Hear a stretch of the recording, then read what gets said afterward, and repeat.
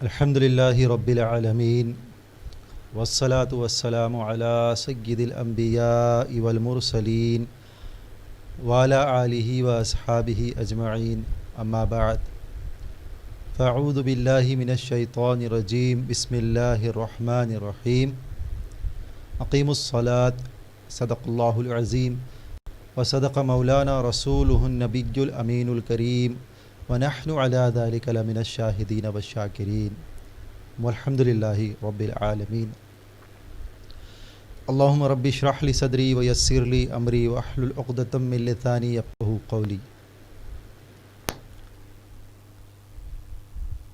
حاضرین اکرام، سامعین، ناظرین، السلام علیکم ورحمۃ اللہ وبرکاتہ۔ آئیے مل جل کر گنبد خضرا کا تصور کرتے ہوئے میرے اور آپ کے آقا نامدار، احمد کردگار، غریبوں کے غمخوار، مدینے کے تاجدار کی بارگاہ بے کس پناہ میں ہدیہ درود کا نذرانہ پیش کرتے ہیں۔ پڑھیں الصلاۃ والسلام علیک یا رسول اللہ، الصلاۃ والسلام علیک یا حبیب اللہ، الصلاۃ والسلام علیک یا نبی اللہ صلی اللہ تعالی علیہ وسلم۔ پھر سے اللہ کا فضل و کرم کہ آج آپ کی خدمت میں پھر سے حاضری کا شرف حاصل ہو رہا ہے۔ آج کا جو ہمارا موضوع ہے، نماز کی حقیقت، اس موضوع سے انشاءاللہ آج ہم جو ہے کچھ معروضات آپ کے گوش و گزار کرنے کی سعادت حاصل کریں گے۔ امید ہے کہ انشاءاللہ آپ کی بھرپور توجہ رہے گی، اختتام تک انشاءاللہ آپ اس بات کو سنیں گے اور انشاءاللہ نیت کریں گے عمل کی بھی اور انشاءاللہ دوسروں کو پہنچانے کی بھی، کیونکہ عمل سے بہتر نیت ہے۔ تو ایک نیت لے کر بیٹھیں گے، انشاءاللہ جو کچھ سنیں گے بغور سماعت کریں گے اور انشاءاللہ دوسروں تک بھی پہنچانے کی سعادت حاصل کریں گے۔ ابھی جس مختصر سی آیت کریمہ کی تلاوت کا میں نے شرف حاصل کیا، جس میں اللہ تبارک و تعالیٰ ارشاد فرماتے ہیں کہ نماز قائم کرو۔ نماز یہ اردو کا لفظ ہے جس کا معنی ہے دعا، اور عربی میں صلاح کہا گیا ہے۔ صلاح جس کے اصل ورڈ ہے، تین اصل ورڈ ہے، صاد، لام، الف۔ اور عربی لغت کے حساب سے اگر اس کے معنی دیکھے جائیں تو اس کا معنی ہے دعا اور جلانا، ٹیڑھی لکڑی کو سیدھا کرنا۔ تو اس کے چند معنی اس طرح سے ہے۔ دعا اس واسطے کہا گیا ہے کیونکہ نماز میں جو ہے دعا ہے، ہم اپنے لیے دعا کرتے ہیں اور تمام امت مسلمہ کے لیے دعا کرتے ہیں، اپنے اہل و عیال کے لیے، ماں باپ کے لیے دعا کرتے ہیں۔ تو اس کا معنی دعا بھی لیا گیا ہے۔ اور جو بندہ نماز خشوع و خضوع کے ساتھ پڑھتا ہے، مختلف احادیث کی روشنی میں ہم دیکھتے ہیں کہ اللہ تبارک و تعالیٰ اس کے گناہوں کو جلا دیتا ہے۔ انشاءاللہ آگے ہم اس کی جو ہے حوالے سے گفتگو سماعت کریں گے۔ اور قرآن کی یعنی نص قطعی سے یہ ثابت ہے کہ نماز بری باتوں سے روکتی ہے، برے اخلاق سے روکتی ہے اور اچھے اخلاق پیدا کرتی ہے۔ تو جیسے ٹیڑھی لکڑی کو سیدھا کرنا، جس کا معنی بھی لیا گیا ہے صلاۃ کا، تو یہ برے اخلاق کو، بگڑے ہوئے اخلاق کو سیدھا کر دیتی ہے نماز۔ تو یہ چند معنی ہم جو ہے ذہن میں رکھیں۔ ایمان کے بعد سب سے پہلے ایمان ہے، اس کے بعد ایمان کے بعد جو ہے دوسرے نمبر کا حکم ہے صلاۃ، یعنی نماز قائم کرنا۔ ہم دیکھتے ہیں کہ ایمان لانے کے فوری بعد بندے پر جو چیز فرض ہوتی ہے، اگر وقت فوری آ جائے تو وہ نماز کا ہوتا ہے، نماز اس پر فرض ہو جاتی ہے۔ یہ ایک عظیم شان عبادت ہے، عظیم عبادت ہے، اور اس کی ایک عجیب جو ہے اپنی ایک انفرادی شان ہے، کیونکہ اللہ تبارک و تعالیٰ نے اس کو مخصوص وقت میں، مخصوص مقام پر اور اپنے بندے خاص کو بلا کر بڑے اعزاز کے ساتھ اللہ تبارک و تعالیٰ نے تحفہ عطا فرمایا. یعنی معراج النبی صلی اللہ علیہ وسلم کی رات کو اللہ تبارک و تعالیٰ نے اپنے حبیب کو اپنے قرب خاص میں بلایا، اور بلا کر اللہ تبارک و تعالیٰ نے اپنے حبیب کو یہ جو ہے نمازوں کا تحفہ عطا فرمایا. ہم جانتے ہیں کہ اللہ تبارک و تعالیٰ نے اس تحفے کو 50 نمازوں کے طور پہ عطا فرمایا. تحفے کی بات آتی ہے تو اس کی قدر کی بھی بات آتی ہے. جب تحفہ کہا جائے تو اگر تحفے کی قدر نہ ہو تو وہ قدر کیوں نہیں ہے، ایک سوال اٹھتا ہے، اور قدر کیسی ہو، ایک دوسرا سوال اٹھتا ہے. قدر کیوں نہیں ہے؟ دینے والے کا مقام، اس کی عظمت، اس کی شان یا تو ہمیں نہیں معلوم یا تو ہمیں اس سے حقیقی محبت نہیں ہے. تو بہرحال اللہ تبارک و تعالیٰ نے 50 نمازوں کا تحفہ آقا صلی اللہ علیہ وسلم کو عطا فرمایا. اور آقا صلی اللہ علیہ وسلم جب اس تحفے کو لے کر واپس ہونے لگے، حضرت موسیٰ علیہ السلام نے کہا کہ اے اللہ کے حبیب، آپ اپنی امت کے لیے 50 نمازیں لے جا رہے ہیں جو اللہ نے فرض کیے ہیں. میری امت پہ 2 نمازیں فرض تھی، لیکن وہی جو ہے 2 نمازوں کو ادا نہیں کر پائی، تو آپ کی امت 50 نمازیں کیسے ادا کرے گی؟ بہرحال واقعہ طویل ہے. بتانا مقصود یہ ہے کہ اللہ تبارک و تعالیٰ نے دیگر عبادات کے احکام کو زمین پر نازل فرمایا، لیکن جب اللہ تبارک و تعالیٰ کے آگے سجدہ کرنے کی بات آئی اور نماز کی بات آئی تو اللہ تبارک و تعالیٰ نے اپنے حبیب کو مخصوص انداز میں اپنے قرب خاص میں بلا کر اللہ تبارک و تعالیٰ نے یہ ہم کو جو ہے تحفہ عطا فرمایا. 500 عطا فرمایا، 50 عطا فرمایا، اور 50 کے بدلے 5 کر دیے گئے. ہو سکتا تھا 50 کے بدلے 100 بھی ہو سکتے تھے، یا 50 کے بدلے 500 بھی ہو سکتے تھے، لیکن اللہ نے 50 عطا فرمائے. اور پھر آقا صلی اللہ علیہ وسلم جب اللہ کی بارگاہ میں اس کی تخفیف کے لیے تشریف لے گئے تو اللہ تبارک و تعالیٰ نے مزید بندوں پر کرم فرمایا، اور اللہ تبارک و تعالیٰ کی نوازشوں کا جو ہے سلسلہ دیکھیں، نوازشوں کا میرے مولا کا کرم دیکھیں کہ اللہ تبارک و تعالیٰ نے اپنے بندوں کو اپنے حبیب سے فرمایا کہ اے حبیب، تیری امت 5 نمازیں پڑھے گی لیکن میں اسے 50 نمازوں کا ثواب عطا فرماؤں گا. اللہ اکبر، کیسے عظیم عنایتیں ہیں، ایسا کرم ہے. ذرا غور کرے، اللہ تبارک و تعالیٰ نے ہمیں یہ عبادت عنایت فرما کر کتنا بڑا کرم فرمایا، اور کتنا بڑا مولا تبارک و تعالیٰ نے ہم پر احسان فرمایا. یعنی اللہ تبارک و تعالیٰ کو کوئی عبادت کی ضرورت نہیں، وہ بے نیاز ہے، اس کو کوئی حاجت نہیں ہے. ویسے بھی اللہ تبارک و تعالیٰ کی جتنی مخلوقات ہے، ساری مخلوقات اللہ تبارک و تعالیٰ کی فرما برداری اور ذکر میں اور عبادات میں لگی ہوئی ہے. چاہے فرشتے ہو، چرند ہو، پرند ہو، ذرات ہو، دریا ہو، سمندر ہو، درخت ہو، نباتات ہو، جماعتات ہو، جو کوئی ہو، ہر ایک شے جس کو اللہ نے پیدا فرمایا وہ تمام کی تمام اللہ کی عبادات میں، ذکر و اذکار میں لگی ہوئی ہے. ہر ایک کی اپنی اپنی تسبیحات ہے. تو مزید بندوں کی طرف سے کوئی عبادت کی اللہ کو حاجت نہیں. اور ویسے بھی اللہ تبارک و تعالیٰ کی اگر یہ ساری مخلوق عبادت کرنا چاہے، ثنا بیان کرنا چاہے، تب بھی نہیں کر سکتی. اور نہ ہماری ثنا سے یا ہماری عبادات سے اللہ کی عظمت یا شان بڑھتی ہے، نہیں، بلکہ جو اللہ کا ذکر کرتا ہے اس کی شان بڑھتی ہے، جو اللہ کی یاد کرتا ہے اس کی شان بڑھتی ہے، اس کی عظمت بڑھتی ہے، اس کا رتبہ بڑھتا ہے. اللہ کو اس کی حاجت نہیں. لیکن ہم غور کریں، اس کے باوجود بھی اللہ تبارک و تعالی ہم کو جو ہے یہ انعام عطا فرمایا اور اپنے بندوں پر احسان فرمایا. اپنی ملاقات کا اللہ تبارک و تعالیٰ نے ہم کو موقع عطا فرمایا. آپ قریب بڑے آدمی سے کبھی ملنے جائیں تو پہلے تو اس کا وقت لینا پڑتا ہے، اور اس کا وقت لینے کے بعد پھر وہ کبھی مل بھی سکتا ہے، نہیں بھی مل سکتا ہے. اچھا، ایک بار وقت دینے کے بعد کیا وہ روز وقت دے گا؟ نہیں ہو سکتا. یہ تو کہے گا میں تو مصروف ہوں، بڑا آدمی ہوں، تمہیں ہر روز وقت دوں گا تو میری اہمیت کیا رہے گی، معاذ اللہ. لیکن اللہ تبارک و تعالیٰ نے اپنے بندوں پر کتنا کرم فرمایا، خالق ہو کر، مالک ہو کر، رب کائنات ہو کر اللہ تبارک و تعالیٰ نے اپنے بندوں کو یہ اعزاز عطا فرمایا کہ میرے بندے مجھ سے ہر روز ملاقات کے لیے جو ہے 5 مرتبہ آئے.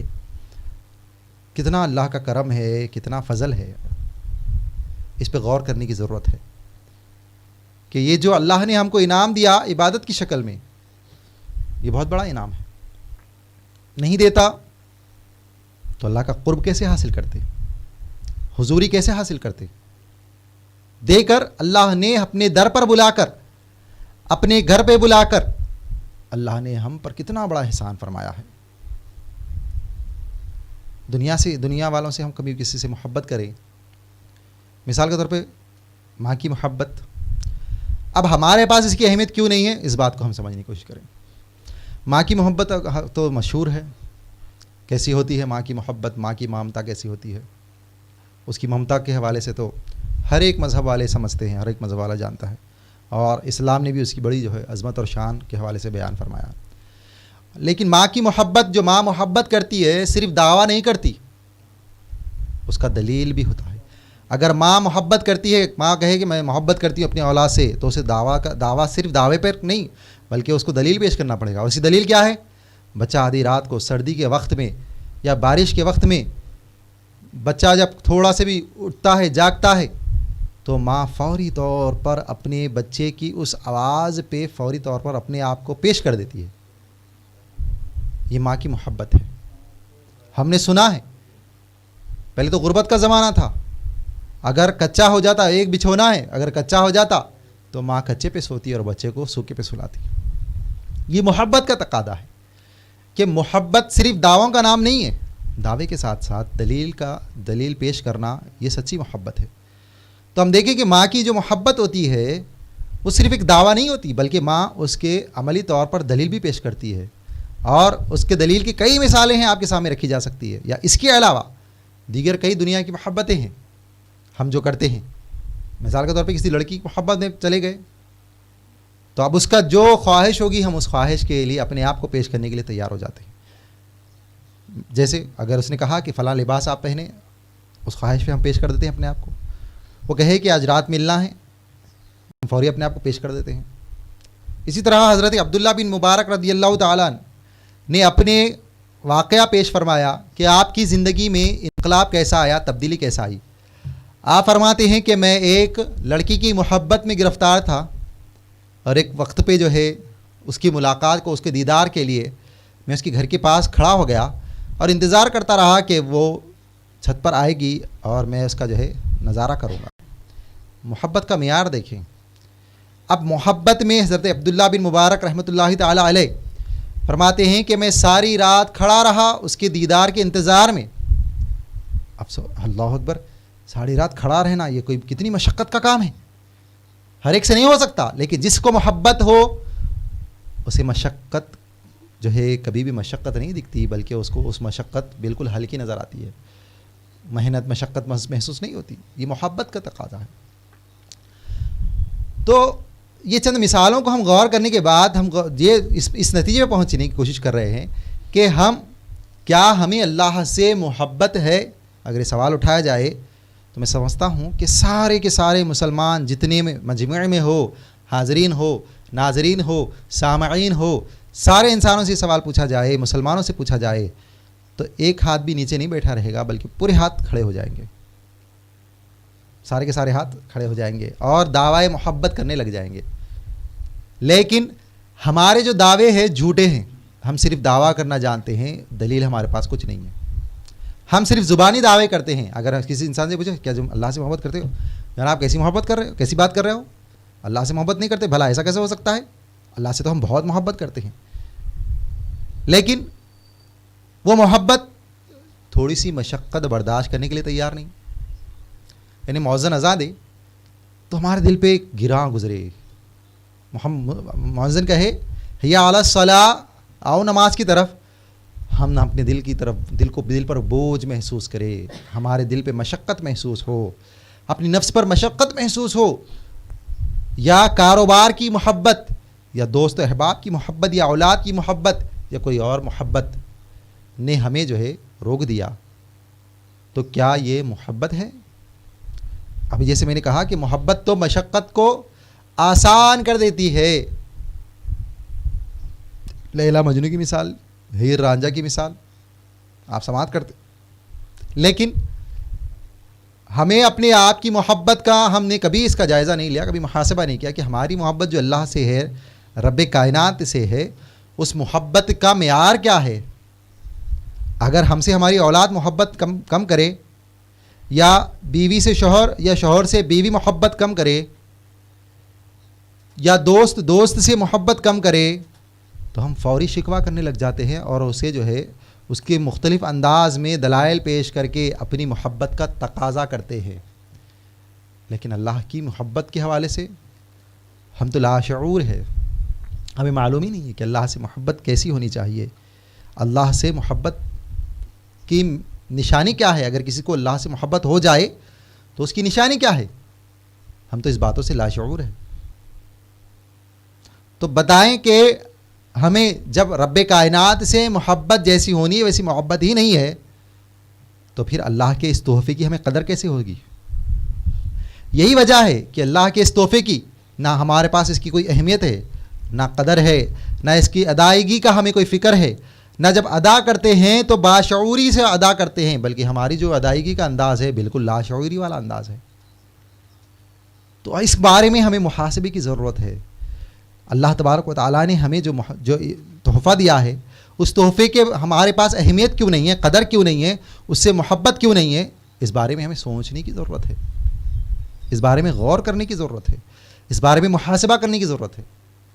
اللہ نے ایسا عظیم انعام عطا فرمایا جو ساری عبادات کا سردار ہے۔ نماز کیا ہے؟ ساری عبادات کی سردار ہے، اور اسی سردار عبادت کے حوالے سے ہم نے کیا رویہ اختیار کیا ہے، ہم نے کیا فکر اختیار کی ہے۔ اللہ اکبر، اس بارے میں ہمیں محاسبہ کرنے کی ضرورت ہے۔ اور اگر کوئی چیز ہمیں جب پسند آ جاتی ہے تو ہم چیز بار بار کرتے ہیں۔ مثال کے طور پہ ایک انسان ہے، کسی کو جو ہے آم پسند ہے، آپ اسے بار بار آم کھانے کے بعد بھی اس کے منہ میں لذت ہوتی ہے، پھر دوبارہ 2 گھنٹے 4 گھنٹے کے بعد اسے آم پیش کیا جائے، وہ پھر کھانے کے لیے تیار ہو جائے گا، کیونکہ اس کی لذت، اس کے مزہ اسے اتنا بہت پسند آتا ہے۔ لیکن آج ہماری نمازوں میں نہ لذت ہے، نہ مزہ ہے، اور نہ ہمارے قدم اٹھتے ہیں مسجد کی طرف یا عبادت کی طرف، چاہے وہ خواتین ہو یا مرد ہو۔ اذان ہوتی ہے لیکن ہمارے جسم میں سستی کاہلی نظر آتی ہے، اذان ہوتی ہے لیکن ہم اپنے کاروبار میں مصروف ہوتے ہیں، اذان ہوتی ہے لیکن ہم اپنے دوستوں کو چھوڑنے کے لیے تیار نہیں، اذان ہوتی ہے لیکن ہم اپنے موبائل کو چھوڑنے کے لیے تیار نہیں۔ آج ہماری نماز، ہم عبادات اللہ کے اس دیے ہوئے تحفے کے ساتھ ہم نے یہ قدر کی ہے، یہ ہماری قدر ہے۔ سوچیے ذرا، اللہ نے یہ کیوں دیا، اس کے پیچھے مقصد کیا ہے، سبب کیا ہے؟ اللہ نے ہمیں پیدا کیا اور اس نے ہم پر بے پناہ انعامات کی بارش کی، بے پناہ۔ اور جب ہم پر کوئی احسان کرتا ہے، انعام دیتا ہے، تو بدلے میں ہم کیا کرتے ہیں؟ اس کا شکرانہ ادا کرتے ہیں۔ تو ہم غور کریں، اللہ تبارک و تعالیٰ نے ہمیں اتنے انعامات سے نوازا، آپ گن سکتے ہیں؟ ہم گن سکتے ہیں؟ نہیں گن سکتے۔ اتنے انعامات ہیں اللہ کے، اتنی نعمتیں ہیں ہم پر، اللہ نے اتنی نعمتیں اتاری ہے کہ ہم اسے گن نہیں سکتے، اور ہمیں اس کا شکرانہ ادا کرنا ہے، ہر ایک نعمت کا شکرانہ ادا کرنا ہے۔ لیکن سوچیے، جب ہم اس کی ان نعمتوں کا گن ہی نہیں سکتے تو اس کا شکرانہ ادا کیسے کریں گے اور کب کریں گے؟ اسی حوالے سے جب بندہ 5 وقت نماز پڑھتا ہے تو گویا بتایا گیا ہے کہ وہ بندہ رات دن اللہ تبارک و تعالیٰ کے شکرانے میں زندگی گزارتا ہے۔ آپ پوچھیں گے یہ کیسا؟ رات دن 5 نمازیں اگر ادا کرتا ہے تو گویا وہ شکرانے والے کی زندگی گزارنے کی کوشش کر رہا ہے۔ اللہ اکبر، اتنا عظیم اس کو جو ہے اکرام عطا کیا جا رہا ہے۔ تو اب غور کریں، ایک ایک نماز کو ہم غور کریں کہ یہ نمازی جو فرض کی گئی ہے اور یہ کیسے فرض ہوئی ہے، اس کی صورتیں کیا ہے۔ اللہ نے نماز جو فجر کی نماز ہم پہ فرض کی ہے، یہ آدم علیہ السلام کے ادا کیے ہوئے شکرانے میں آدم علیہ السلام نے 2 رکعت نماز ادا کی، یعنی رات بھر جب اللہ نے آدم علیہ السلام کو رات میں جنت سے زمین کی طرف بھیجا تو رات بھر آدم علیہ السلام اندھیرے میں جو ہے پریشان رہے۔ جب صبح ہوئی، سورج نظر آیا، اجالا آیا، تو آپ کی وہ وحشت اور وہ پریشانی دور ہوئی، تو اس وحشت اور پریشانی دور ہونے کے سبب آدم علیہ السلام نے 2 رکعت نماز شکرانے کی ادا فرمائی۔ اللہ تبارک و تعالیٰ کو آدم علیہ السلام کا شکرانہ ادا کرنا اتنا پسند آیا، اللہ تبارک و تعالیٰ نے اس امت کو وہ شکرانے کی نماز عطا کی اور فرض ادا فرما دیا۔ اب اگر کوئی بندہ اس فجر کی نماز کو تھامتا ہے تو گویا اللہ تبارک و تعالیٰ کا شکرانہ ادا کر رہا ہے، اور گویا وہ اپنی قبر سے اندھیرے کو دور کر رہا ہے۔ اگر یہ نماز کو تھامتا ہے، بتایا گیا کہ قبر کے اندھیرے کو یہ نماز دور کر دیتی ہے۔ اللہ اکبر۔ پھر دوسری بات ظہر کے حوالے سے کہ ظہر کس انداز میں ہمیں دی گئی ہے، اور اس کے پیچھے اس کا تمام حقیقت کیا ہے۔ ظہر کی نماز جو ہمیں دی گئی ہے، یہ حضرت ابراہیم علیہ السلام کے ادا کیے ہوئے شکرانہ ہے۔ ابراہیم علیہ السلام تاروں کو دیکھتے تو کہتے یہ میرا خدا ہے، چاند کو دیکھتے تو کہتے یہ میرا خدا ہے۔ چاند ڈوب جاتا، تارے ڈھل جاتے تو پھر آپ مایوس ہو جاتے، فرماتے جو ڈھلنے والی چیز ہے وہ میرا خدا کیسا ہوتا۔ جب سورج اگتا تو کہتے یہ میرا خدا ہے، لیکن جب سورج ڈھل جاتا تو آپ نے فرمایا کہ یہ ڈھلنے والی شے تو میرا خدا نہیں ہوتا۔ پھر اللہ سے دعا کی کہ اے مجھے پیدا کرنے والے، تو اگر میری رہنمائی نہ کرے گا تو میں یقیناً گمراہ ہونے والوں میں سے بن جاؤں گا۔ اور پھر آپ نے پڑھا انی وجہت وجہیہ للذی فطر السماوات والارض حنیفا وما انا من المشرکین۔ اللہ تبارک و تعالیٰ کو یہ ادا پسند آئی، یہ انی وجہت وجہیہ اس کو اللہ تبارک و تعالیٰ اللہ کے حبیب صلی اللہ علیہ وسلم نے بطور سنت نماز میں پڑھا۔ پھر ہم دیکھتے ہیں کہ ابراہیم علیہ السلام جب آپ کو حکم ہوا اسماعیل علیہ السلام کی قربانی کا، تو آپ نے اپنے بیٹے کو تیار کر کے آپ مکے سے منہ کی طرف تشریف لے گئے، اور آپ جب لے جا رہے تھے تو آپ کو 4 باتوں کی فکر تھی۔ ایک یہ کہ جو اللہ نے مجھے حکم فرمایا ہے میں اس حکم کو صحیح انداز میں ادا کروں۔ دوسری فکر تھی کہ اب آپ کے جو بیٹے ہیں اسماعیل علیہ السلام وہ کم عمر ہے اور اپنی قربانی میں ثابت قدم رہیں گے۔ تیسری فکر تھی کہ حضرت ہاجرہ علیہ السلام اکیلی مکے میں کیسے رہیں گی، اور چوتھی فکر یہ تھی کہ آپ ہاجرہ علیہ السلام اگر اسماعیل علیہ السلام کے بارے میں پوچھیں گے تو میں کیا جواب دوں گا۔ یہ 4 فکریں آپ کو تھیں۔ بہرحال آپ قربانی کے لیے مینا گئے، اسماعیل علیہ السلام کو لٹایا، ذبح کرنے کی کوشش کی، آپ یہ پوری بات جانتے ہیں، لیکن اللہ نے جبریل امی کے ذریعے آپ نے اسماعیل علیہ السلام کے بجائے دمبے کو آپ نے ذبح کرا۔ جیسے آپ نے دمبا ذبح ہوا دیکھا، آپ نے یہ 4 جب فکریں ختم ہوئی تو آپ نے اللہ کی بارگاہ میں بطور شکرانہ 4 رکعت نماز ادا فرمائی، اور وہ وقت ظہر کا تھا۔ تو اللہ تبارک و تعالیٰ کو جو ابراہیم علیہ السلام نے بطور شکرانہ یہ 4 رکعت نماز ادا فرمائی، اللہ کو یہ ادا اتنی پسند آئی، اللہ نے یہ شکرانے کو بطور شکرانے کو نماز کو اللہ نے امت محمدیہ کو فرض کر دیا۔ اب سوچیے اگر کوئی بندہ ظہر کی نماز پڑھے گا، اللہ تبارک و تعالیٰ اس کو سینکڑوں فکروں سے دور فرما دے گا، ہر فکر سے اللہ حفاظت میں کر دے گا، اس کی فکروں کو دور فرما دے گا۔ اسی کی بات ہم دیکھتے ہیں عصر کی نماز کی حقیقت۔ عصر کی نماز کی جو حقیقت ہے یہ حضرت یونس علیہ السلام سے اس کی ثابت ہے۔ اللہ تبارک و تعالیٰ نے یونس علیہ السلام کو مچھلی کے پیٹ میں قید فرما دیا۔ اس کے بعد حضرت یونس علیہ السلام نے مچھلی کے پیٹ میں اللہ تبارک و تعالیٰ کی بارگاہ میں مناجات پیش کیے، فرمایا لا الہ الا انت سبحانک انی کنت من الظالمین۔ اللہ تبارک و تعالیٰ نے آپ کی دعا قبول فرمائی، آپ کے مناجات کو قبول فرمایا۔ لیکن ہم دیکھتے ہیں کہ یہ 1 دن نہیں، 2 دن نہیں، 3 دن نہیں، 40 دن آپ مچھلی کے پیٹ میں رہے۔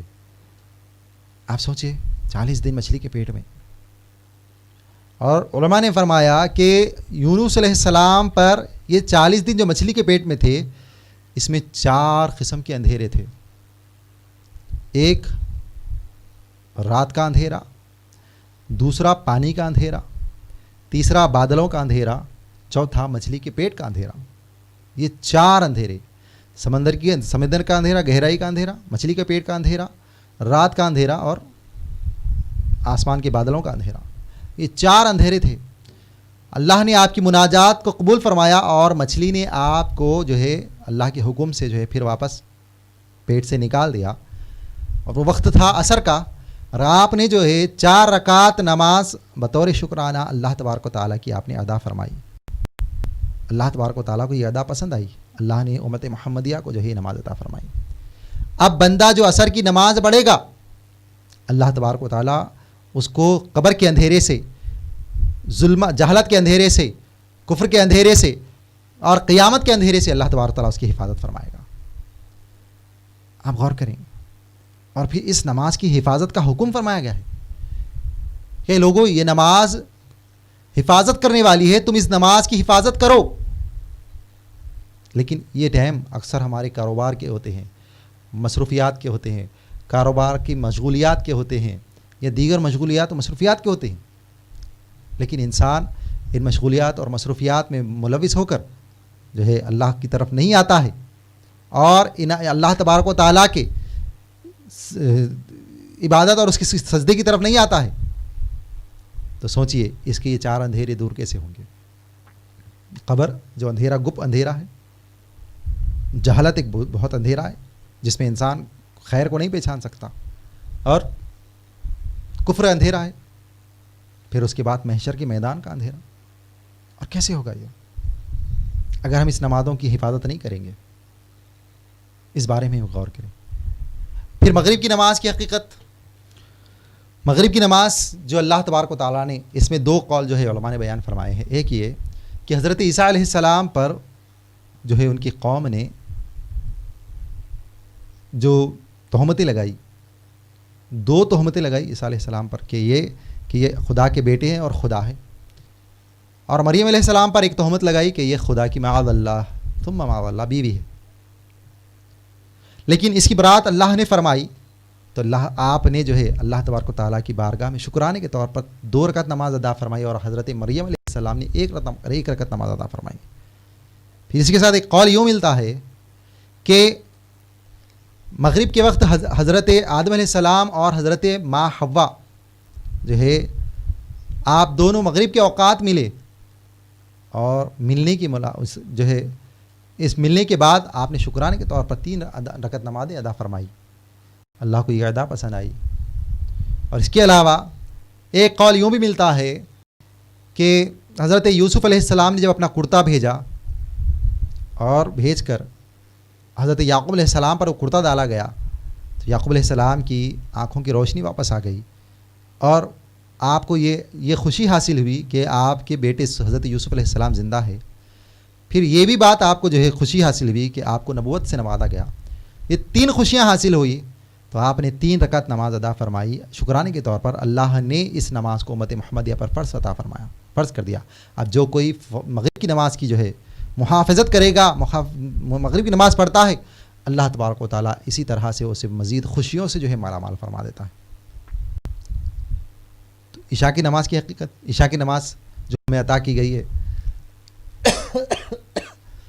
عشاء کی نماز فرمایا گیا کہ یہ موت کی مثال ہے، یعنی عشاء کے بعد انسان سو جاتا ہے تو یہ موت ہے۔ تو مرنے سے پہلے بندہ اللہ کا نام لے کر مرے، اور جب اٹھے گا تب اللہ کا نام لے کر اٹھے گا، جس حال میں مرے گا اسی حال میں اٹھایا جائے گا۔ تو بندے کی موت کے زندگی کوئی بھروسہ نہیں، لہذا اللہ تعالیٰ نے عشاء کی نماز عطا فرمائی تاکہ بندے جو ہے عبادت کر کے اللہ کی نماز جو ہے آگے سجدہ کر کے جب سوئیں گے، تو جب قیامت کے دن اٹھائے جائیں گے، مر گئے اگر، کیونکہ نیند آدھی موت کہی گئی ہے، جب اٹھائے جائیں گے فرمایا گیا کہ وہ نماز پڑھتے ہوئے اٹھیں گے۔ تو یہ نمازوں کی حقیقت ہے کہ ہمیں جو عطا کی گئی ہے، اور جو کب بندہ اس کو پڑھتا ہے تو فرمایا گیا کہ یہ پورا دن جو ہے شکرانے میں رہتا ہے۔ اور عشاء کے حوالے سے فرمایا گیا دن بھر بندہ جب نماز جو ہے اعمال کرتا ہے، گناہ کرتا ہے، اور رات کی نماز جب پڑھ لیتا ہے، اللہ تبارک تعالیٰ اس کے گناہوں کو معاف فرما دیتا ہے۔ تو اب ہم دیکھیں کہ ہم کو اللہ نے اتنی نعمتیں عطا فرمائی، اور ہمیں فرمایا کہ اس کا شکر ادا کرو۔ ہم کیسے اس کی نعمتیں ہی نہیں گن سکتے تو شکر کیسے ادا کریں گے؟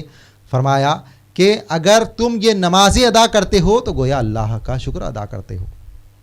تو ہم غور کریں کہ گویا یہ نمازیں اللہ کا شکرانہ ادا کرنے کی کوشش ہے.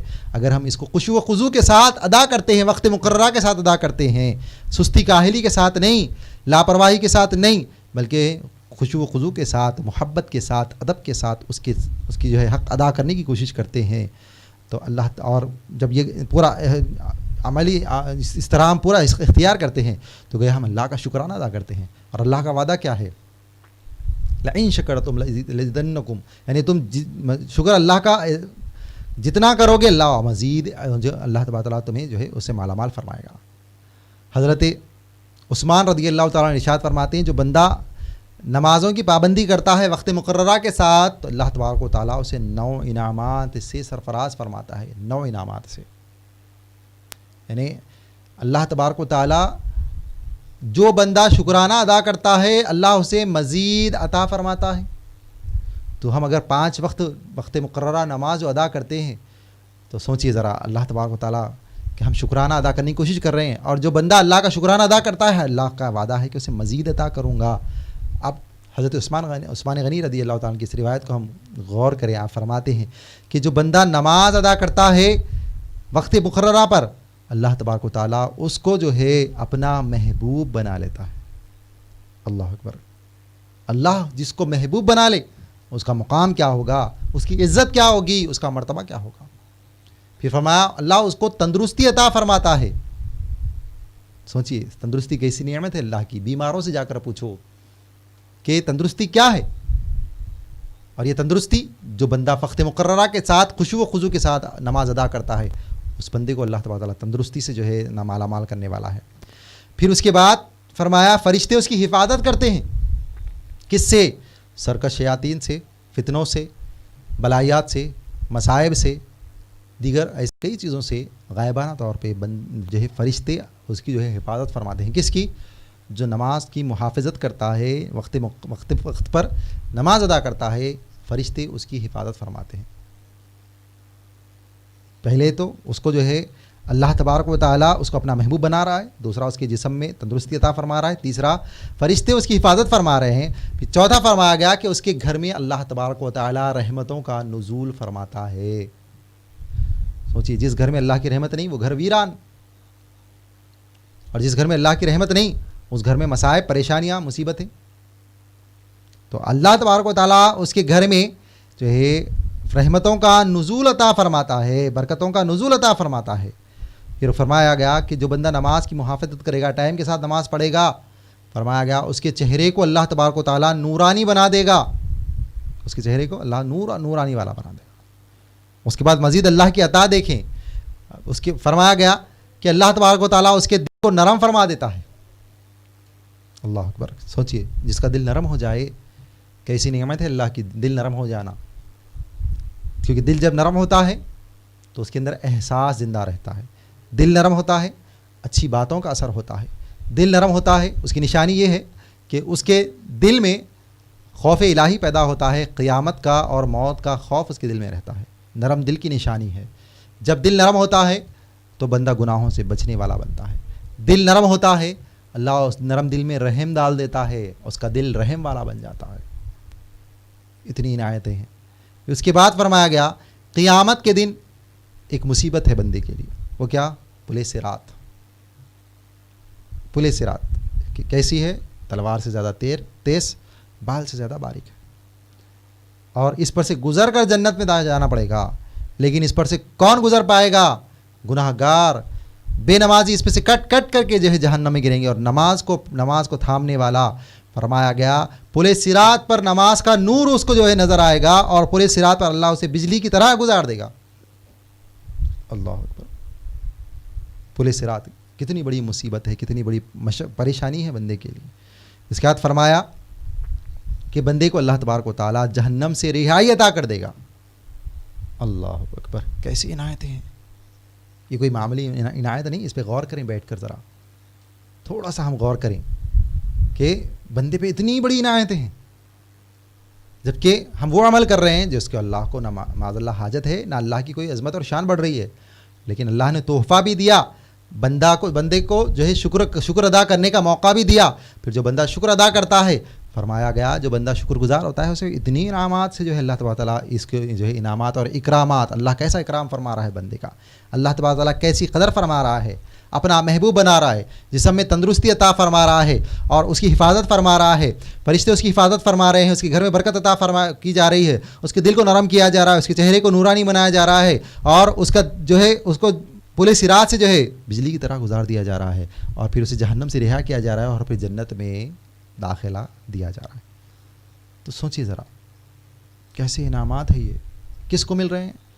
عثمان غنی رضی اللہ عنہ کی روایت کے مطابق اس بندے کو ملنے والے ہیں جو بندہ نماز کو وقت کے ساتھ خشوع و خضوع کے ساتھ ادا کرے گا، اس کو ملنے والے ایسے کئی انعامات بتائے گئے۔ خبر کے اندھیرے کو دور کرتی ہے نماز، پریشانیوں کو دور کرتی ہے نماز، حول ہیبت کو دور کرتی ہے نماز، ایسے کئی فائدے اور بتائے گئے ہیں۔ ہم یہاں پر اس کے فائدوں کو جو ہے تذکرہ نہیں کر رہے ہیں، لیکن جب شکر گزار بندہ بنتا ہے تو اللہ کا وعدہ ہے کہ میرے شکر گزار بندوں کو میں مزید عطا کرتا ہوں، اور اس کی عطاؤں کو آپ غور کریں، کتنی عطائیں ہیں، اللہ اکبر۔ اب ہم نمازوں کے اثرات کو غور کریں۔ کوئی بچہ اگر امتحان میں پاس ہوتا ہے تو اس کے اثرات اس پر بھی پڑتے ہیں، اس کے گھر والوں پر بھی پڑتے ہیں۔ جیسے نماز، کوئی امتحان میں پاس ہو گیا تو بچہ بھی خوش ہے، اور اس کی خوشی کے اثرات پورے گھر والوں پر ہیں۔ اور اگر بچہ اچھے مارکس سے پاس ہو جاتا ہے تو اس کے مستقبل پر بھی اس کے اثرات پڑتے ہیں، اس کے مستقبل پر اس کے اثرات پڑتے ہیں۔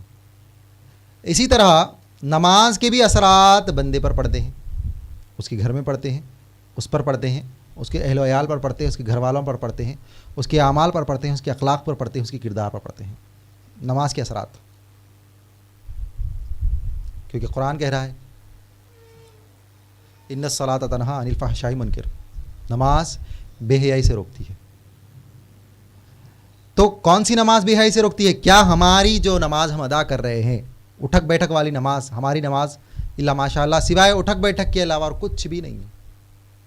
ہم تو ایک رسمی طور پر نماز کو جاتے ہیں، سجدے کرتے ہیں، آ جاتے ہیں، رسم، اور ایک سجدوں کی گنتی ہم کمپلیٹ کرنا ہے، بے حد معذرت خواہی کے ساتھ کہہ رہا ہوں۔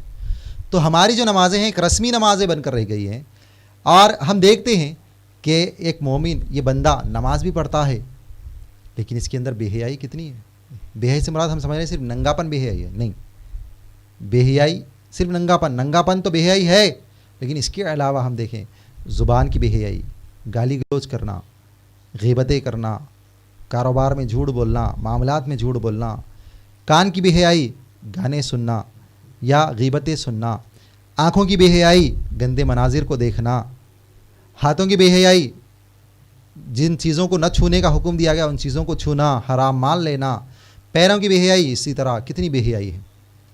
آج کتنے نمازی ہے جو نماز بھی پڑھتے ہیں، غیبتیں بھی کرتے ہیں، نماز بھی پڑھتے ہیں، جھوٹ بھی بولتے ہیں، نماز بھی پڑھتے ہیں، لوگوں کو بے عزت بھی کرتے ہیں، نماز بھی پڑھتے ہیں، گالی گلوچ بھی کرتے ہیں، نماز بھی پڑھتے ہیں، ظلم بھی کرتے ہیں، نماز بھی پڑھتے ہیں اور برے نظارے دیکھتے ہیں، فلمیں دیکھتے ہیں، گانے سنتے ہیں، بری راہوں پر چلتے ہیں، اور پھر نمازی ہے۔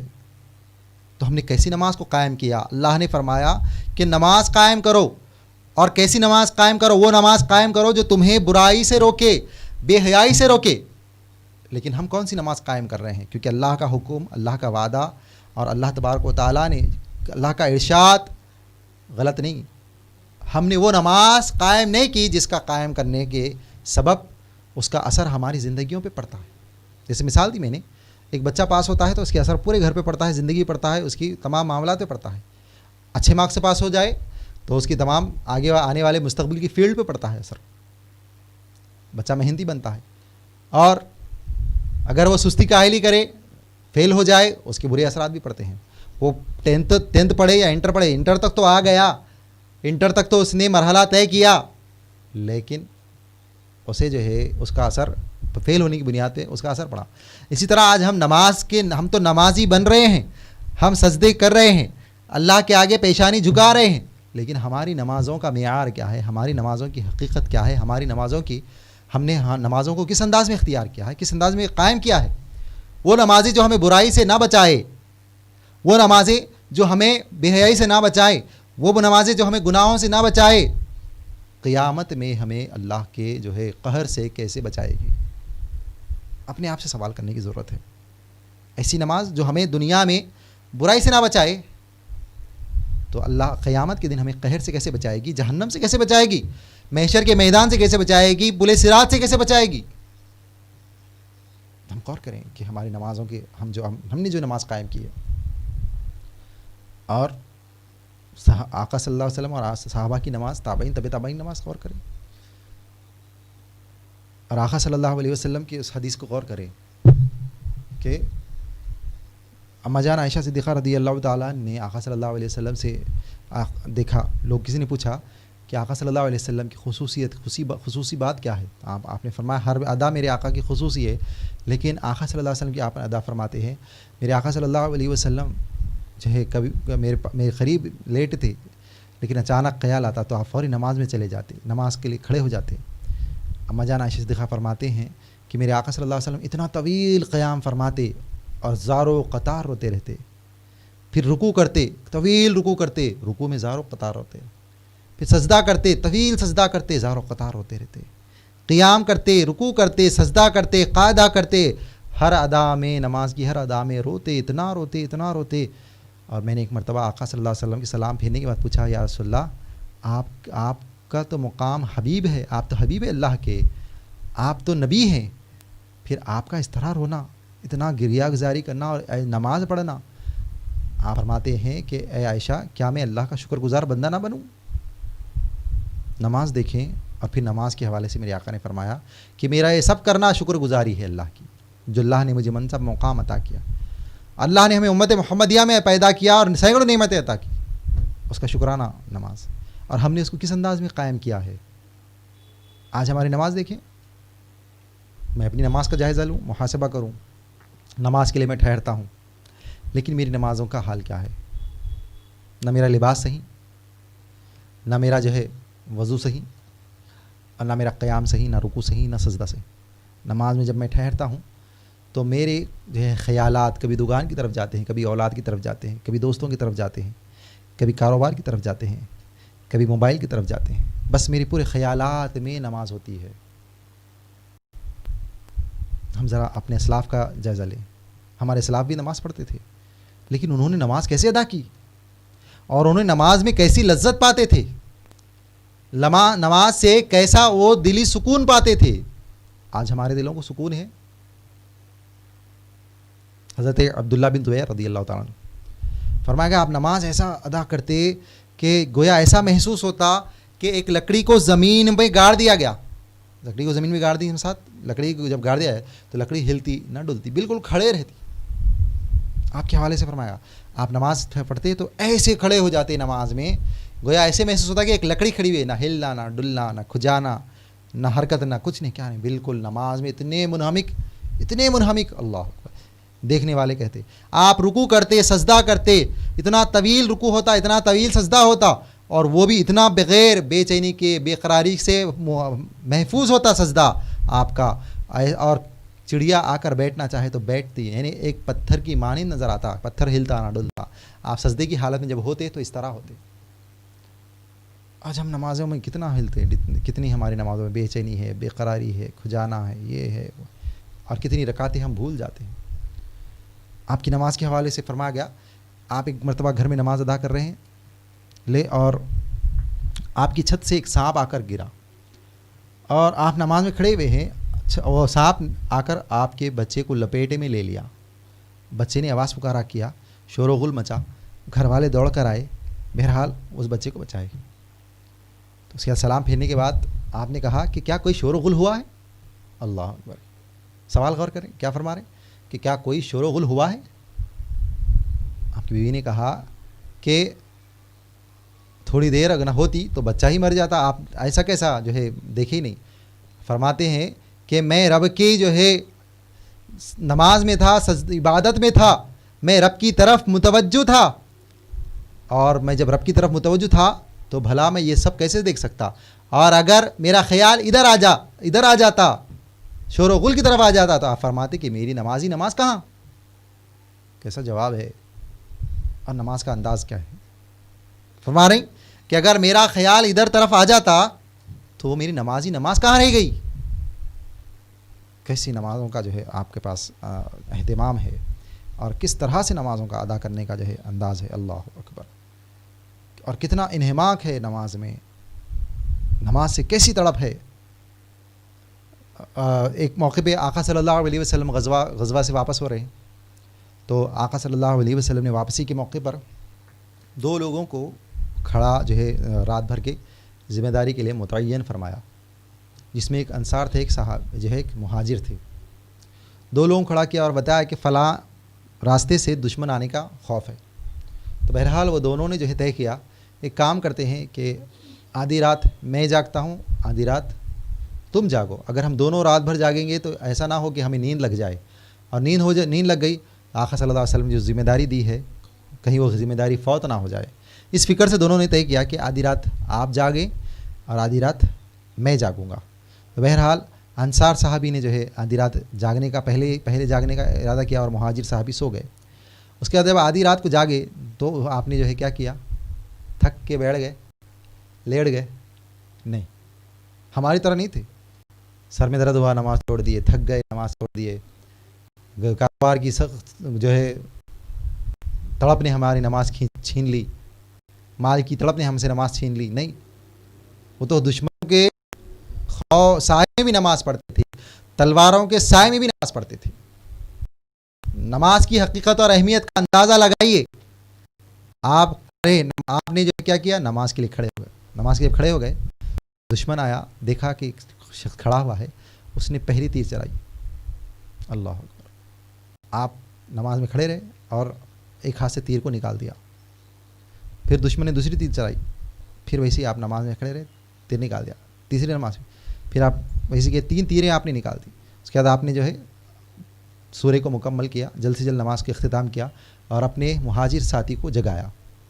اللہ اکبر. مہاجر ساتھی جب جاگے تو آپ نے پوچھا کہ آپ نے مجھے پہلے کیوں نہیں جگا دیا. آپ جواب غور کریں. آپ فرماتے ہیں کہ مجھے نماز میں اتنی لذت آ رہی تھی, اتنا مزہ آ رہا تھا, اور میں سورہ کہف پڑھ رہا تھا, اور میں یہ چاہتا تھا کہ سورہ کہف کو میں مکمل کروں, کیونکہ مجھے نماز میں وہ لذت حاصل ہو رہی تھی.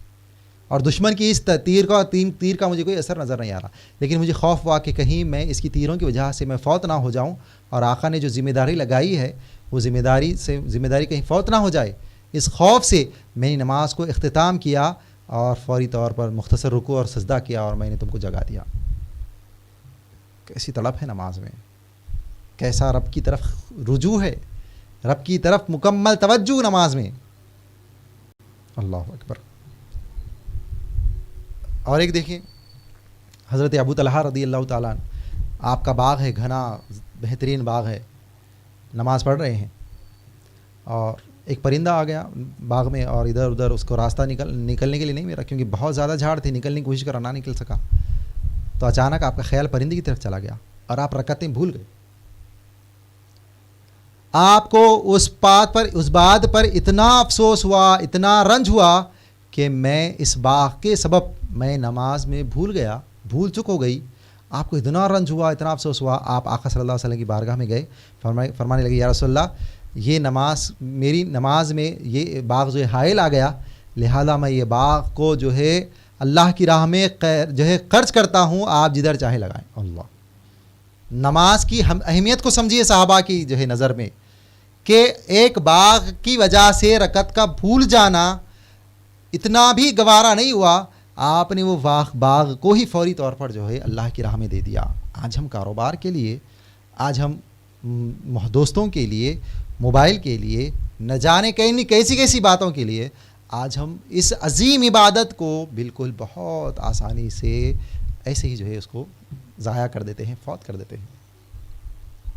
اور صحابہ کی نظر میں ہم دیکھیں عبادتوں کا مقام کیا ہے, نماز کی عظمت کیا ہے, نماز کا مقام کیا ہے. باغ کے سبب جو نماز میں بھول ہوئی, اس بات کو بھی گوارا نہیں کیا کہ دوبارہ یہ معاملہ پیش آئے, اس سے پہلے ہی آپ نے جو ہے باغ کو وہ کر دیا. اور آج ہماری مائیں بہنیں اپنی اولاد کو نیند میں سے نہیں جگاتی, اپنے بھائیوں کو نیند میں سے نہیں جگاتی. کہیں بھائی سو رہے ہیں, رات میں دیر سے آئے ہیں, سو جانے دو. انہیں مشقت محسوس ہوتی ہے کہ وہ اٹھیں گے, نیند میں سے اٹھانا, نماز کو جانا مشقت لگتی ہے اور وہ سونے کے لیے جو ہے چھوڑ دیتے ہیں. کتنے والدین ہیں اپنی اولاد کو فجر کی نماز کے لیے یا دیگر نمازوں کے لیے نہیں کہتے. ہم کتنی بڑی غلطی کر رہے ہیں, خود نمازوں کے تارک بن گئے, اپنی اولاد کو بھی, اپنے اہل و عیال کو, اپنے گھر والوں کو, سب کو جو ہے نماز کے بارے میں ہم نے سوچا. آج اپنی بیوی سے کھانے کے بارے میں ہم سوال کرتے ہیں کہ فلاں کیوں نہیں پکائے, یہ کیوں نہیں بنایا, وہ کیوں نہیں بنایا. کیا ہم اپنی بیوی سے پوچھتے ہیں کہ کیا تم نے نماز پڑھی, نماز کیوں نہیں پڑھے؟ ہمارا کبھی سوال بنا؟ اپنی بیوی سے سوال کیا ہم نے؟ ماں نے اپنی اولاد سے کیا سوال کہ تو نے نماز کیوں نہیں پڑھی؟ سب ایک طرف, لیکن نماز کی جو ہے اہمیت ایک طرف. لیکن افسوس اتنی عظیم عبادت کو, وہ سردار عبادت کو, جس کو آقا صلی اللہ علیہ وسلم کو اللہ نے مخصوص مقام پر اپنے قرب میں بلا کر عطا فرمایا, اور فرمایا, میرے آقا نے فرمایا کہ الصلاۃ معراج المؤمنین, نماز مومنین کی معراج ہے. نماز کیا ہے؟ عروج بخشتی ہے, بندے کی روح کو تازگی عطا کرتی ہے, روح میں بالیدگی عطا کرتی ہے. الصلاۃ معراج المؤمنین. اور ہم نے اس کی عبادت, عظیم عبادت کو ہم نے جو ہے ضائع کیا. اور میرے آقا نے کیا ارشاد فرمایا؟ الصلاۃ قرۃ عینی, نماز میری آنکھوں کی ٹھنڈک ہے. اس لیے ہم دیکھتے ہیں اما جان عائشہ صدیقہ رضی اللہ عنہا فرماتی ہیں کہ جیسے ہی اذان ہوتی میرے آقا صلی اللہ علیہ وسلم ہم سے ایسے ہو جاتے جیسے بات کرتے بیٹھتے, کہیں ہم آپس میں بات کرتے, لیکن اذان ہوتے ہی نبی صلی اللہ علیہ وسلم ایسے ہو جاتے جیسے بیگانے, جیسے غیر ایک دوسرے کے ساتھ رویہ اختیار کرتے. آقا صلی اللہ علیہ وسلم نماز کے وقت ویسے ہو جاتے. ہم خدا را غور کریں عبادات کو, اس نماز کے بارے میں ہم غور کریں کہ ہم نماز کے حق کیسے ادا کر رہے ہیں. اور اگر ہماری نمازیں ایسی ہیں بے شعوری کے ساتھ, غفلت کے ساتھ, تو کل بروز قیامت, حدیث میں آیا ہے, کل بروز قیامت اللہ تبارک و تعالیٰ کی بارگاہ میں فرمایا جائے گا کہ یہ وہ بندہ ہے جس نے اللہ کی جو قائم کردہ نماز تھی اس کے حقوق کو اس نے فوت کیا, لہذا اس کے حقوق کو فوت کرنے کے سبب اس کو جہنم میں ڈالا جائے گا. ہم نماز تو پڑھ رہے ہیں لیکن اس کا حق ادا نہیں کر رہے, اس کے حق کو فوت کر رہے ہیں. تو ہم اس کے حق کو ادا کریں. آج نماز کے لیے دنیا کی نعمتوں کو ٹھوکر ماریں, کل اللہ جنت کی نعمتوں سے سرفراز فرمائے گا.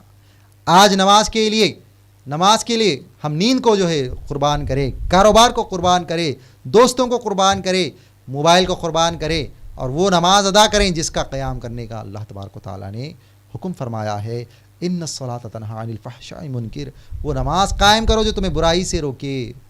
اگر یہ نماز ہمیں مل جاتی ہے تو ہم نے نماز کی حقیقت کو پا لیا, اور اگر ہم نے نماز ایسی نہیں پڑھی تو ہم نے حقیقت نماز کو ہی نہیں سمجھا, نماز کی حقیقت کو ہی نہیں سمجھا. اور پھر جس کو نماز کی حقیقت حاصل ہو جاتی ہے اس کی عبادت کی قبولیت کا جو ہے اسے مزدہ ملنے لگتا ہے. اور پھر اس کا نشانی یہ بتائی گئی کہ بندہ دوسری نماز کا انتظار کرتا ہے, نماز ہونے کے بعد دوسری نماز کا انتظار کرتا ہے. جیسے ابھی میں نے ایک مثال دی, آپ کوئی ہوٹل میں بریانی کھائے, مزہ آئے, زبردست میں, آپ کو پھر انتظار آتا ہے کہ یار کب جائیں, فلاں دوست کو تیار کرتے ہیں, چلو جاتے ہیں, ہفتے میں 1 دن 2 دن 3 دن, بار بار جانے کی جو ہے اس میں کوشش نہیں کرتے. کیوں؟ کیونکہ وہ آپ کو پسند آ گیا ہے, مزہ آ گیا ہے. ہر ہوٹل نہیں جاتے, جو مخصوص ہوٹل آپ کو پسند ہے وہی ہوٹل میں بار بار جاتے ہیں. تو نماز میں بھی اگر ہم کو لذت آتی ہے تو ہم بار بار جانے والے بن گئے. نماز کی حقیقت کو ہم نے سمجھ کر نماز ادا کیا تو ایک نماز کے بعد دوسری نماز کا انتظار ہمیں ہونے لگے گا. نماز کی قبولیت کا یہ اشارہ دیا گیا ہے کہ کسی کی نماز قبول ہوتی ہے یا رد ہوتی ہے تو اشارہ یہ ہے کہ اسے دوسری نماز کی طرف جو ہے بڑے آسانی سے وہ قدم اٹھاتا ہے. ہم بیکار کی مشغولیات میں نماز کو چھوڑ دیتے ہیں, ہمیں یاد بھی نہیں رہتا کہ نماز پڑھنی بھی ہے. بہرحال ان چند باتوں کو ہم جو ہے اپنے ذہن میں رکھتے ہوئے انشاءاللہ اس کو یاد بھی رکھیں گے, عمل بھی کریں گے, دوسروں تک پہنچانے کی کوشش کریں گے. اللہ تعالیٰ کی بارگاہ میں دعا ہے, مولا ہم نے جو کچھ سنا ہے, کہا ہے, جانا ہے, اس پہ عمل کی توفیق رفیق عطا فرما. کہنے سننے میں لغزش کوتاہی کمی خامی رہ گیا تو مولا درگزر فرما دے. وصلی اللہ تعالیٰ علی خیر خلقہ محمد وآلہ وصحبہ اجمعین والحمد للہ رب العالمین.